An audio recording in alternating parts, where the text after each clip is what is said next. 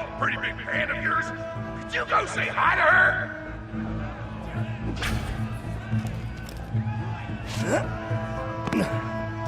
Tana's told me about this place the other day. She's pretty awesome when blood isn't shooting out of her face holes. Oh man, it's the Vault Hunter! You are awesome! Didn't you fight Terramorphous? I fought a big creature like that once. He was a big whale squid with 100 tentacles. You ever thought anything with tentacles? Oh, of course you have. Terramorphous had tentacles, how silly of me. Now, where was I? I am so sorry. All right, the whale creature. His name was Blowhole the Apocalypse. I called him the Apocalypse for short. And he attacked my hometown of Tsunami's Edge when I was but a little girl. You ever been to Tsunami's Edge? Great town, nice beaches, great food, and the cost of living is just so low. Even being a single grandmother and working part-time at a scat meat processing factory, I was still able to provide for little Mr. Torg.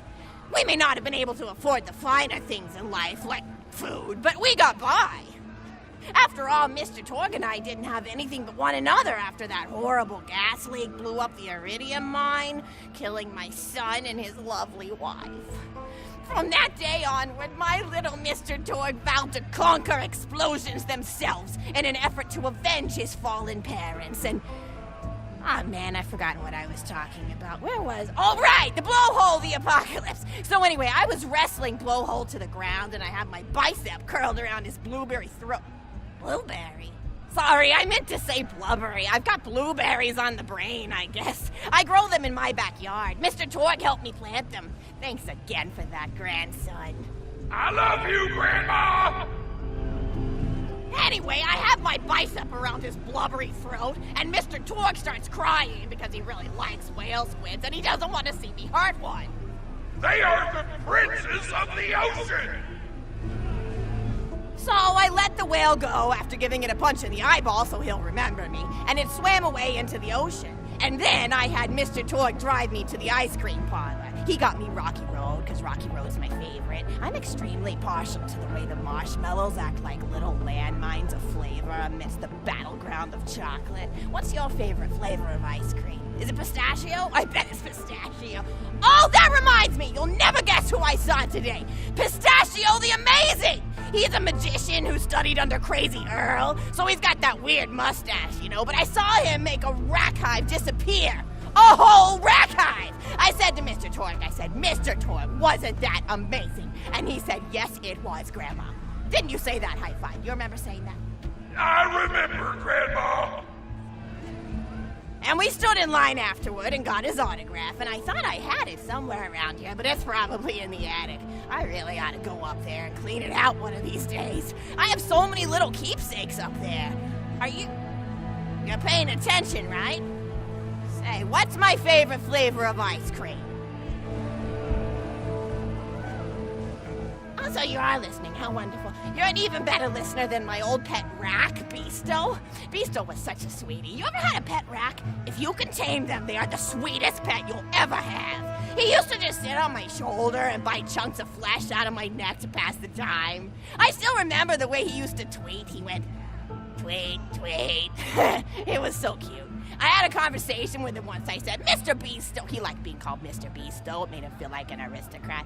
I said, Mr. Beasto, you're looking very cute today. And he said, oh, thank you. That's so nice. Or he tweeted in a way that made me know that's how he felt. And then he lowered his little head like he was taking a bow. It was adorable. Beasto was my third pet rack. First I had Woody. He got hit by a train. Then I had Anita. She got shot up trying to take vengeance on the train that killed Woody. And then I found Beasto making little poops on the windmill outside our house. After Mr. Torg and I wrestled her to the ground, I did a flying pile driver off a nearby tower tree. Got him straight in the spine and brought him down. We brought him in and fed him some skag steaks until he decided he loved us. I still miss Beasto sometimes. He just died of old age. Racks don't live much longer than a few years, but I treasured the time we had together. Oh, poor Mr. Torg. When Beasto died, he cried for a week. The kids made fun of him at school, but I told him not to pay them any mind. Being in touch with your emotions is not a character flaw! That's right, High Five. Is something wrong? You look confused, Vault Hunter. Oh, you probably haven't heard anyone call Mr. Torg High Five before. The world may know him as Mr. Torg, but the Flexingtons always refer to him using his middle name. It's a Flexington family tradition, after all, to use your grandfather or grandmother's name as your own middle name. And my husband, High Five Flexington, God rest his soul, was the best grandfather Mr. Torg could have asked for before he passed. He taught Mr. Torg dang near everything he knew about firearms. Without High Five's teachings, I don't think the Torg Corporation would exist at all. Gosh, I still remember the first gun Mr. Torg tried to make after his parents died. A Jacobs shotgun with a stick of dynamite attached to the barrel.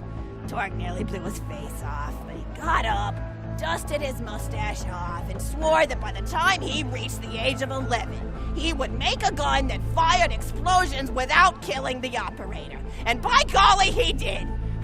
It took a couple of dozen prototypes before he got the right combination of gun parts and explosives right, but once he did, woo-wee!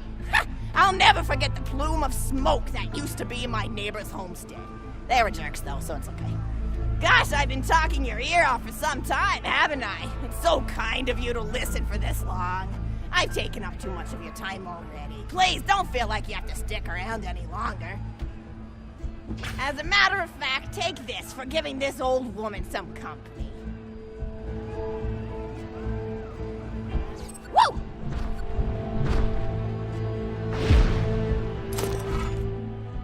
You're even more attractive than Mr. Torg said you were.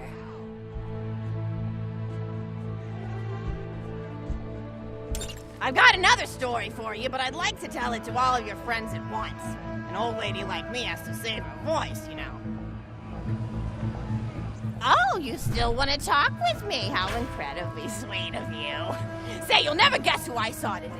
Captain Scarlet.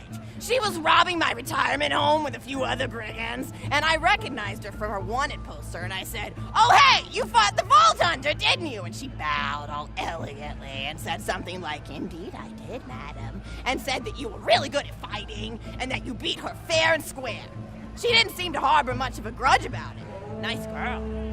You should think about meeting up with her again if you're not shacked up with anybody, you know? I mean, of course, you probably are. Gorgeous hunk of a Vault Hunter like you. I bet you're beating away suitors left and right. Look, you're blushing. Oh, I could just eat you up. Mr. Torg was so scared of trying to get a date for such a long time. He used to go to parties in high school and just stand in the back without talking to anybody. I am an introvert! I tried to tell him, I said, don't worry about chasing love. If you chase your dreams, then love will follow. See, that's the thing people don't get. You watch Echo films and they're just awful. They teach you that the only way to be with someone is just to pursue them over and over until they decide they like you.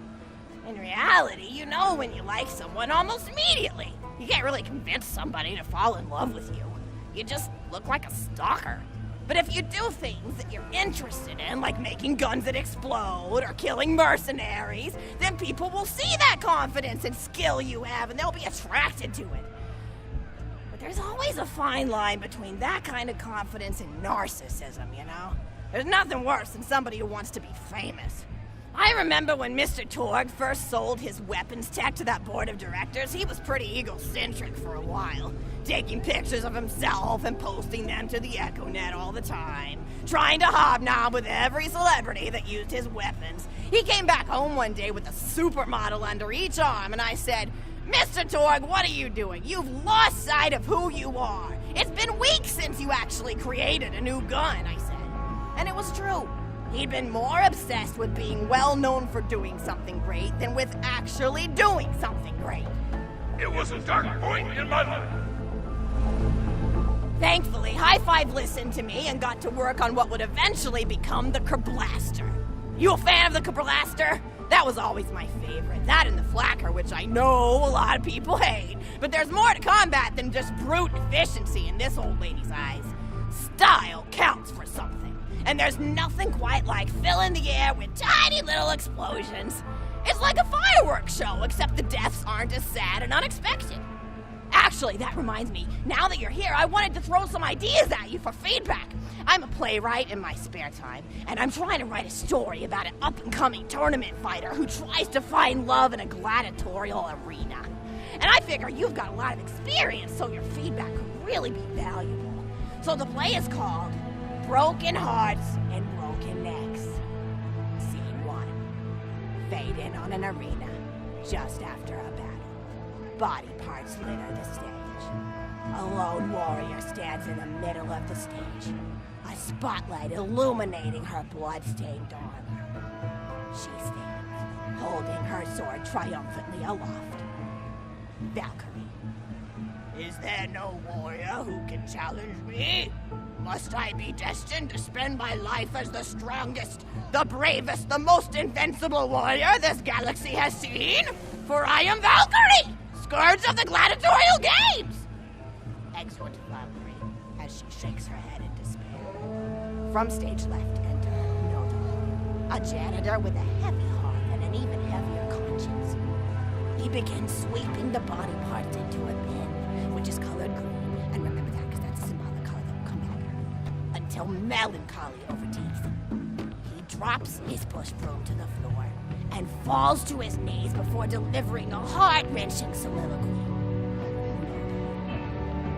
The blood cannot be washed away, not before and not now, even as I attempt to escape the past which haunts me still.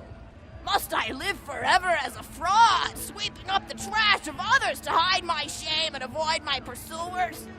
Must I forever remain on the periphery of joyful combat, ever watchful but never participating? Then, with the clatter of armor, Valkyrie re-enters from stage right. Valkyrie. Good morrow, lowly janitor. I heard a noise and thought it worth investigating. No. Oh, great Valkyrie, 'twas nothing but the wails of those souls you released from their bodies tonight. Souls that wail in agony as they fly upward to Valhalla. Valkyrie. Fools! What have they to wail about? Their agonies are over, ended at the point of my sword. Mine, however, have only yet begun. For it is lonely at the top, and an unchallenged life is a boring one. Nodon, aside. If only I were able to tell her my true identity, I would give her a fight she would not soon forget. Back to Valkyrie. Yes, ma'am, boredom is the true tragedy. May you one day find challenge in combat. Stooping, Nodon picks up a giant two-armed bastard sword with almost no effort. Valkyrie aside. What is this? Exhort Nodon, stage left. Valkyrie. What strength this janitor possessed? Who is he to pick up a bastard sword with two fingers? What hidden power does he hold? What secrets does he keep? I will endeavor to uncover his past, in the hopes that our swords may cross in battle! Exeunt Valkyrie. End of scene 1. Scene 2. The interior of the governor's house. The table is set with myriad teas and biscuits. Oh, I'm so sorry. I didn't even ask you for the feedback on the first scene. Did you like it?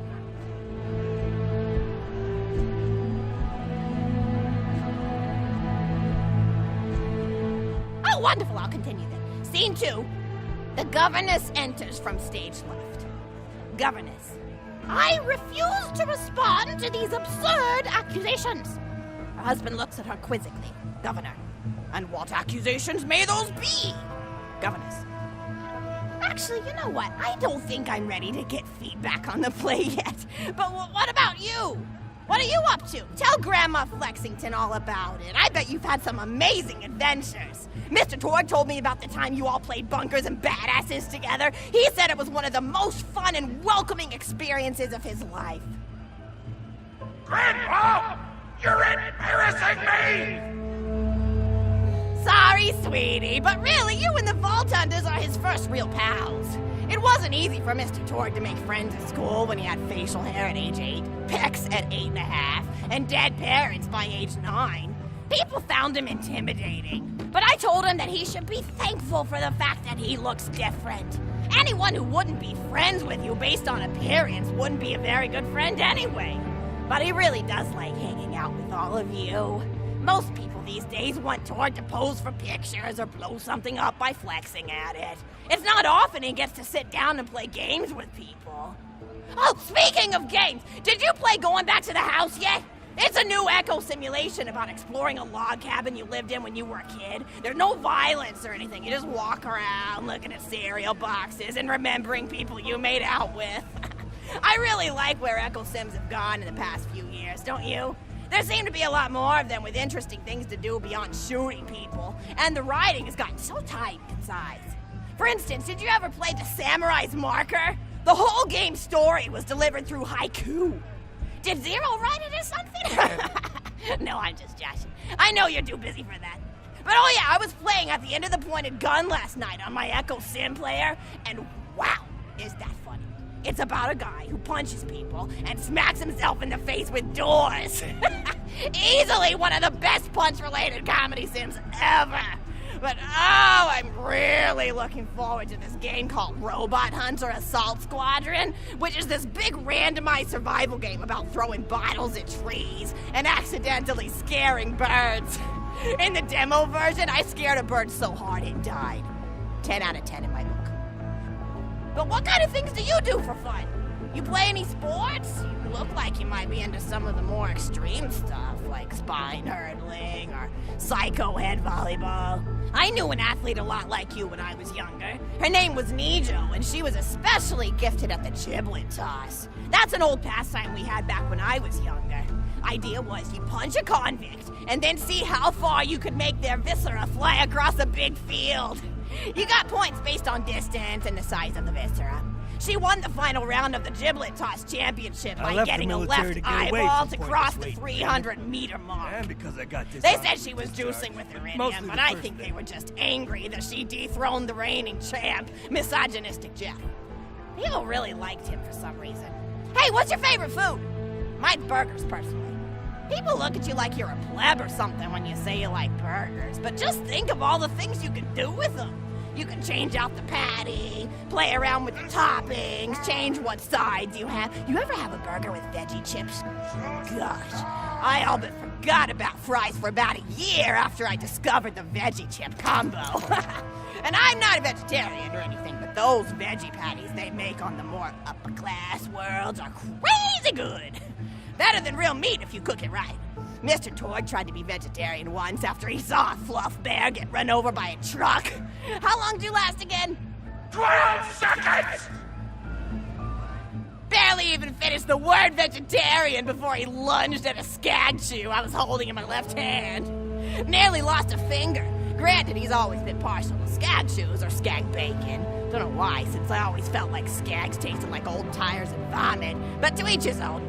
Taste is a funny thing.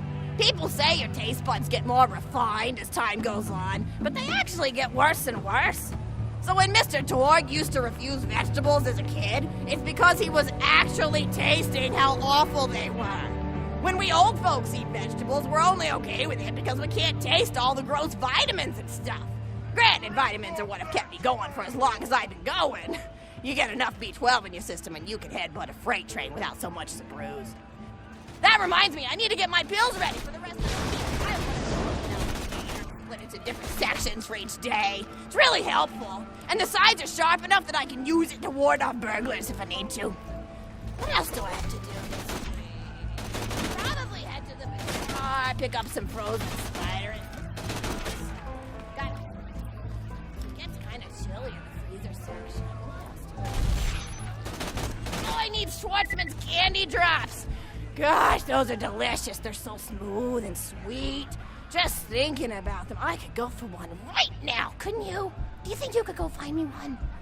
Thank you so much! I'll eat this later while sitting by the fireplace telling Mr. Tord stories of days gone by. There's just nothing like a good roaring fireplace, is there? Something healing and safe. Maybe that's why our family likes explosions so much. They're basically just big fireplaces. Every explosion feels just like coming home. Oh, maybe that'd be a good slogan for the tour corporation. Don't you think, High Five? Oh, don't be silly. It's a wonderful slogan and you know it. I used to come up with slogans for a living when I was in my teens. I came up with the jingle for Professor Gunsight's Can't Miss Scopes. How'd it go again? Oh yeah! If you try to shoot but you miss a lot, then give Professor Gunsight Scopes a shot. And then they played a gunshot sound effect and someone going, ah! It was cute. But gosh, I've been talking for a while now, haven't I? Thanks for bringing your friends to listen to an old woman ramble for a while. I can't tell you how great it is to have somebody new to talk to, especially a vault hunter. Oh, and one more thing. No, actually, that can probably wait. Just something about vaults and the end of the universe.